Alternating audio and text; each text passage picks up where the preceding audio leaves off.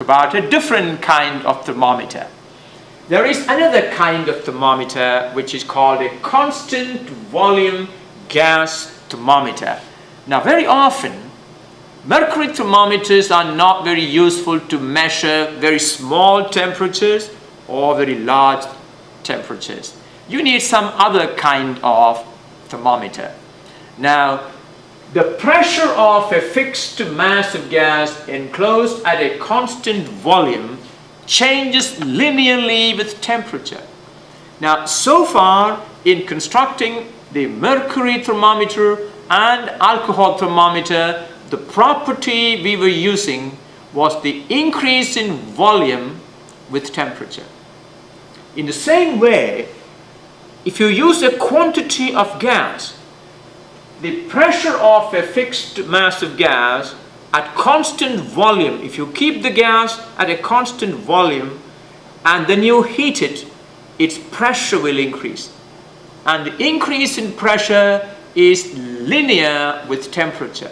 Therefore, that increase in pressure can be used to measure the temperature.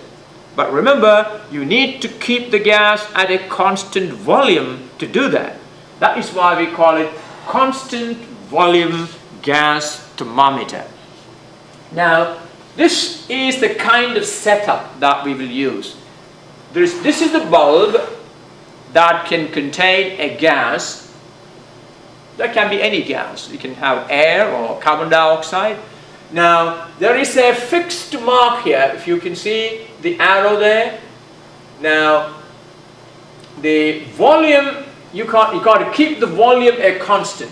You can see this is an arrangement of mercury. If you remember, in part 1, I talked about a manometer to measure pressure. Do you remember that one? A manometer. It's a U-tube like this. Now, I can change the position of this because this is rubber. Now, by moving it up or down, I can change the level of mercury in the closed tube. You see, this is the open tube and this is the closed tube. Now, when you want to take a measurement, you always bring the level of mercury to this fixed mark. Make sure that the volume of the gas is made a constant. And then you can measure the pressure. How do you measure the pressure? The pressure can be now measured. The pressure at the open end is the atmospheric pressure. So this will be atmospheric pressure plus this H, the difference between the two. So you can actually measure the pressure at any given time, but every time you measure the pressure, make sure that the level of mercury is brought to the fixed mark. Now, the pressure of the gas enclosed in the bulb can be measured by keeping its volume always the same by using this mercury manometer. Now, if you can measure P0, P0 stands for pressure at 0 degrees Celsius. That means cover this bulb with melting ice, adjust the manometer to bring the level of mercury to the fixed mark, and then measure the pressure. That will be P0.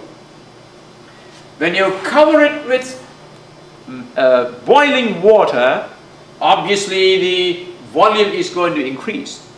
Now, you need to change the position of the manometer to bring the mercury level back to the fixed mark so as to make sure that the volume is a constant, and then measure the pressure again. That will be P100. And then if you want to measure the temperature of a bath like this, what you need to do is take that bath and insert the bulb inside there and wait for the bulb to acquire that temperature. Then adjust the position of the manometer to bring the level to the fixed mark, measure its pressure, and that will be P sub T. So, you know now what is P0, P100 and P sub T. We have a relation connecting all those just like we had it in the previous case. T degrees Celsius equal to Pt minus P0 over P100 minus P0 multiplied by 100. We can now use this relation to solve problems as we did before. Let's try one. The pressure recorded by a constant volume gas thermometer is 0.4 atmosphere at the ice point and 0.546 atmosphere at the steam point. A. When the pressure is 0.1 atmosphere, what is the temperature? Well, we have P0, we have P100, we have P sub T. We need to find the temperature corresponding to that. Let's write those down. P0 is 0.4 atmosphere. P100 is 0.546 atmosphere. P sub T is 0.1 atmosphere. Well, bring our formula back. T degrees Celsius is Pt, P sub T minus P0 over P sub 100 minus P0 times 100, and use all the known values in there. If you notice, because this is a ratio of two difference in pressures, I can use the pressure in any unit I choose. I don't have to use the absolute unit here. So I can use P0, Pt and P100 all in atmospheres. So that will be 0.1 minus 0.4 over 0.546 minus 0.4 multiplied by 100. And that's equal to negative 205.5 degrees Celsius. You see, you can use a thermometer like this, the constant volume thermometer, to measure such a low temperature. Can you use a mercury thermometer to measure that kind of a temperature? No, you cannot. So you can see the advantage of a constant volume thermometer. Alright, B part. What is the pressure at 444.6 degrees Celsius, which is the boiling point of sulfur? Again, you cannot measure these kind of temperatures on a mercury thermometer. Well, again we have P0, P100 and now the temperature in degrees Celsius.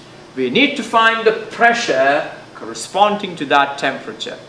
That means we need to find P sub T. So use all the given values and solve for P sub T. Again, I'm going to leave that for you. Apparently I have done it for you. P sub T minus 0.4, this quantity is 0.146, and then cross multiply. 444.6 times 0.146 is this, will be equal to Pt minus 0.4, and therefore Pt, the pressure at that temperature, is 1.049 atmosphere. Alright? And that kind of problems are very common and you must be familiar with doing them. Let's set called the triple point temperature.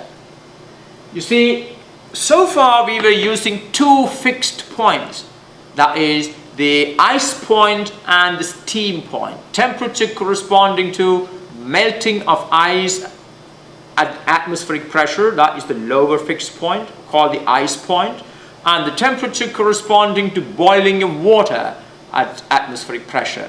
Now, these ice point and steam point are not very easily reproducible all the time because it varies so much with pressure.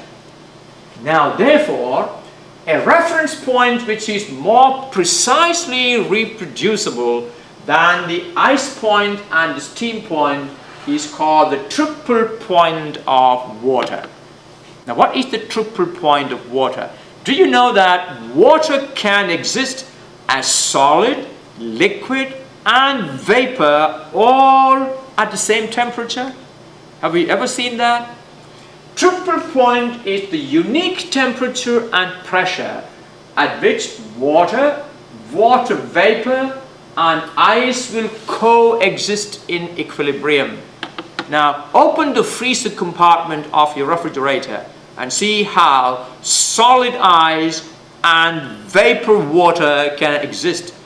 The vapor will actually fly out of the freezer when you open it. Is that right? The ideal gas temperature scale is defined such that the temperature of the triple point is 273.16 Kelvin. So this is the temperature of the triple point, where water exists as water, liquid water, solid ice and vapor all at the same together. The temperature of any other state is then proportional to the pressure in the constant volume thermometer. You can now use the constant volume thermometer and measure any other temperature, because the temperature is then proportional to the pressure measured in the constant volume thermometer. That means if you want to measure the temperature of any object using the constant volume thermometer, you need to take that bath or whatever it is and immerse the bulb that contains the gas inside the bath to measure the temperature. Now, if T, uppercase T, is the Kelvin temperature when the measured pressure is P, then we have a relationship. T equal to 273.16. This is the triple point temperature, divided by P3, that is the triple point pressure. That means the pressure measured at this temperature is the triple point pressure. And P corresponds to the measured pressure at this temperature which we want to measure. So look at this. If this is a constant, 273 over P3, then the measured temperature is proportional to the measured pressure. That is the advantage of the constant volume thermometer. So if you know P3 and P, you can calculate the temperature. P3 is the pressure when the thermometer is immersed in a water ice vapor bath at its triple point, and is called the triple point pressure. So you can measure P3 by immersing this bulb in a bath that contains water, steam and ice all at the same time. Let's do a problem. A constant volume gas thermometer has a pressure of 30 torr when it reaches a temperature of 373 Kelvin. A. What is the triple point pressure P3? B. What temperature corresponds to a pressure of 0.175 torr? Well, okay, let's see what are the given things. You are given the measured pressure. We need to find the temperature corresponding to that pressure. T equal to 373 Kelvin. And what is it that we want to find first? What is the triple point pressure? Now you have been given a temperature and the corresponding pressure we know. When the pressure is P, the temperature is T. We know those two values. And can you therefore find P3? Yes, of course. So put in the values there. P3 therefore equal to 273 divided by 373 times 30, and that is 21.97 torr is the pressure at that temperature and pressure. How about B part? What temperature corresponds to a pressure of 0.175 torr? So this time you need to find the temperature corresponding to this pressure. We have already calculated the value of